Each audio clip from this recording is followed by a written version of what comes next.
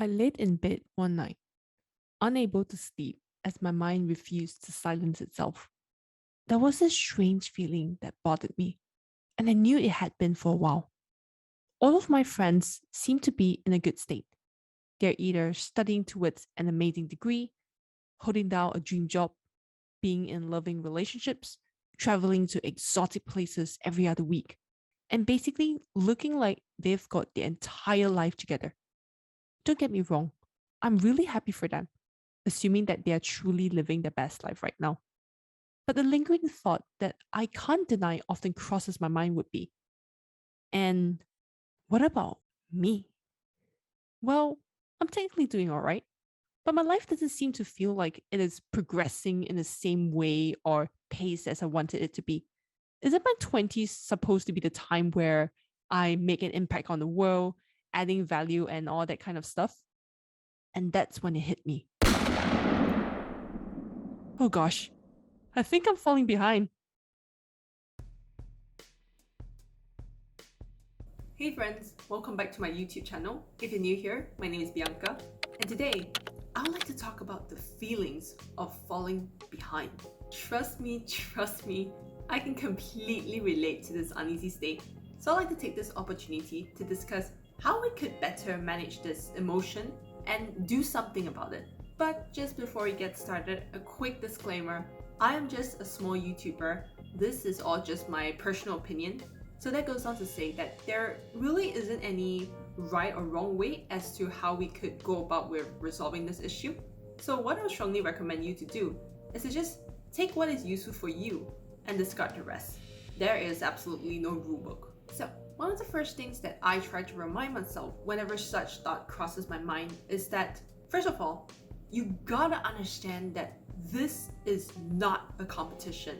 And that goes on to say that we really have to stop comparing ourselves with others. This is probably a tricky thing to do, especially if you happen to come from a competitive background, where I would imagine that you might have had situations where you have no choice but to compete with others to get what you want. Having said that, it is always good to bear in mind that whilst competition can be a good thing, in the sense that you push yourself to become increasingly skilled at whatever that you're doing, comparing your life to someone else's isn't exactly the right way forward.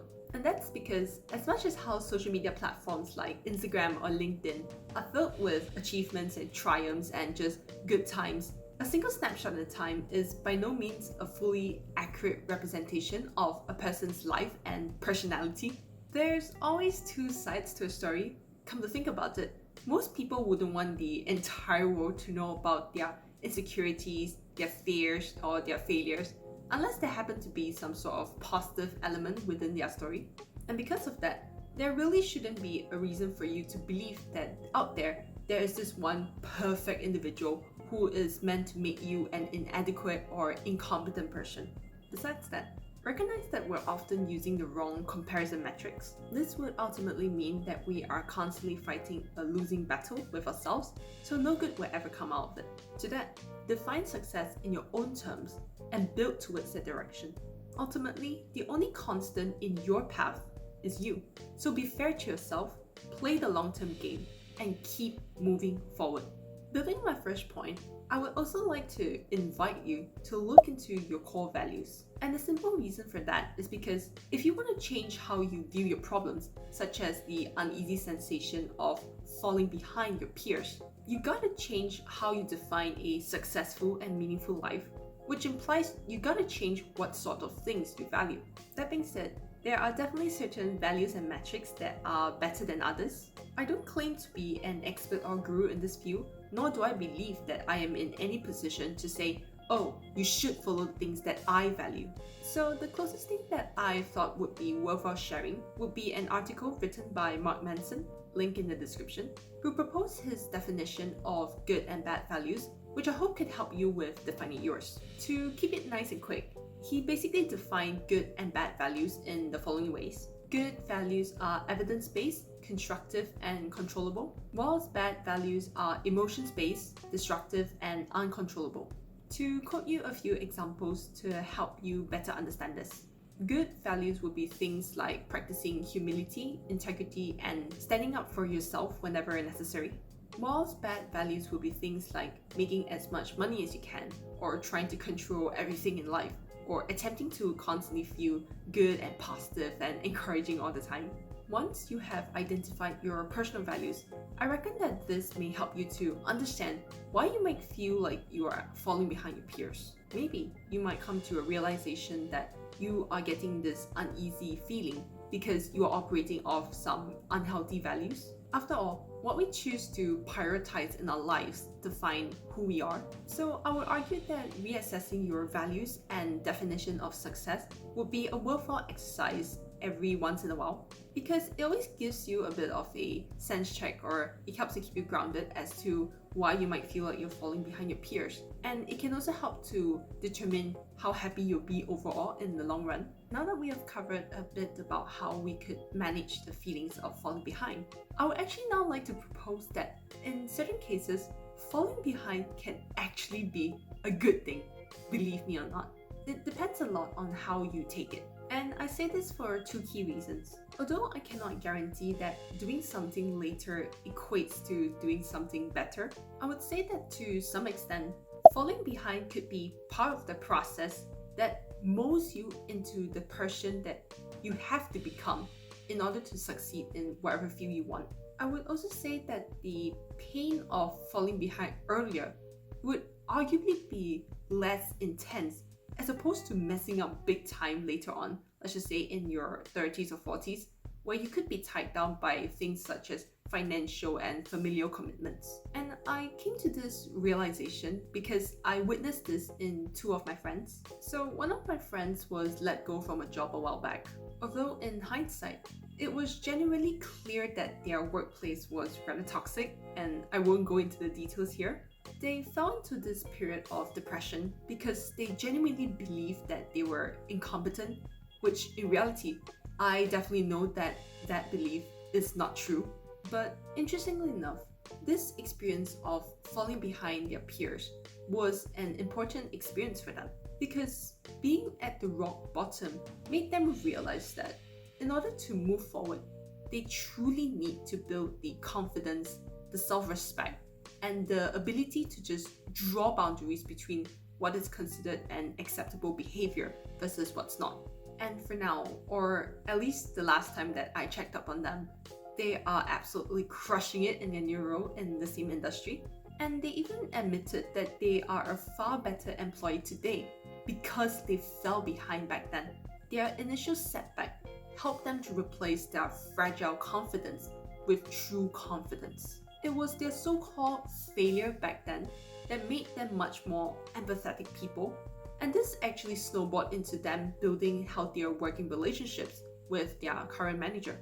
So in a different case, another friend of mine went through a period of founding failed startups whilst witnessing their peers earning high salaries at coveted jobs such as investment banking, consulting, or private equity. Despite having to go through this kind of pain, they actually shared with me that it was falling behind that allowed them to better appreciate, the uncertainty, the risks, and the repeated failures that comes along with entrepreneurship, all of which made them actually a far more resilient person compared to many of their peers that I know. This brings me to say that while falling behind may mean that you don't necessarily start off as quickly as others, your trajectory for the future may actually be higher because your past experiences actually made you a stronger and wiser person once you have found a way to basically get back up again. The second reason as to why falling behind could actually be a good thing is because this can be an opportunity for you to pick your struggles wisely. So one important thing that I personally took away from 2021 was that, as harsh as it probably sounds, the path to greatness in anything, like absolutely anything, will involve a certain degree of pain and rejection and suffering, maybe with a little dose of public humiliation and a tear or two. So that kind of leads me to say that there are many different ways for you to struggle depending on what are your aspirations or ambition. To some extent, falling behind and finding yourself back to square one, where you have to just pick your direction again, it could actually be a good thing, because this is a perfect position for you to just reevaluate what you truly want and whether you are able to accept the struggle and pain that comes along with your chosen journey.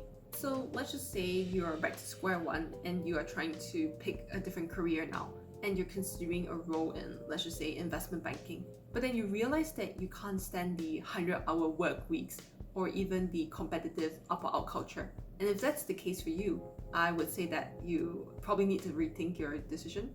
Or let's just say that at square one, you're trying to rethink if you want to fulfill your childhood dreams of becoming a stand-up comedian, but you are unwilling to go through rounds and rounds of humiliation as you tell bad jokes after bad jokes to other people, or you are not okay with getting a little bit ridiculed by others based on your job title, then I would say that I have bad news for you.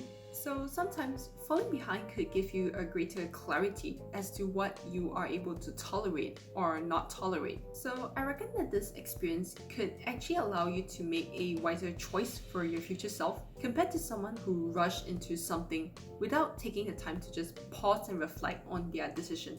Now that we have spoken a bit about how we could better manage the feeling of falling behind, let's now talk about how we could move forward with a healthier mindset. From how I see it, one of the key steps moving forward is that once you have chosen your preferred struggle, double down on it. And this would basically mean you gotta just put a lot of things that you want to do on hold and committing to a certain direction that you have chosen consciously, and to establish a system to make that happen. And I say this because whilst having to make a choice may mean that you open yourself up to just a lot of hard work and potentially a lot of failure and heartbreak, it is pretty important to just realize that inaction, aka not making a choice, is actually not a safe option either.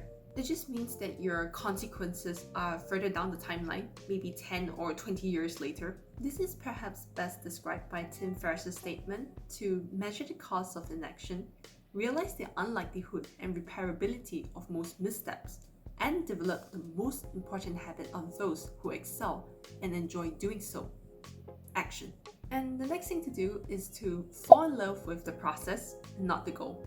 This is a concept that has been widely talked about by a number of influential people like Ali Abdaal, Gary Vee, and James Clear, because this strategy gives you the permission to be happy when the system is running, as opposed to just delaying your satisfaction to only when your goals have been achieved. Last but not least, accept the fact that patience is truly a virtue. As embarrassing as it probably sounds, I actually struggle a lot with this as well. I've been there. I've fallen into the trap where I just can't wait to be professional at everything I do. And I often exhibit very little patience when it comes to just waiting for results. With that, I actually think that sometimes we get the sense of falling behind because we are just a little impatient with ourselves and the process that comes along with it. So I suppose the closest thing that I could say to myself and to anyone out there is to give yourself time to succeed. Don't rush your career. Recognize that you don't have to, and you're probably not supposed to achieve everything by a certain age, like 30, because that's just a really arbitrary goal. Like, seriously, take the journey as a marathon rather than a sprint.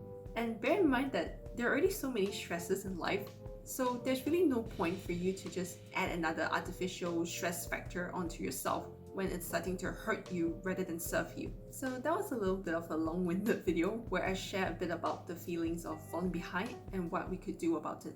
I suppose the key takeaway from this video is for everyone to understand that yes, the perception of falling behind your peers can be a pretty difficult one to cope with.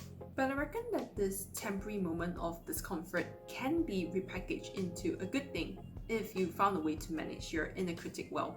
After all, I kind of have this feeling that we have a tendency to give too much credit to our short-termistic outlook on life. So then, whoever who is watching this video, I'd like to just say, just take it easy there and, just like give yourself a pat on your back.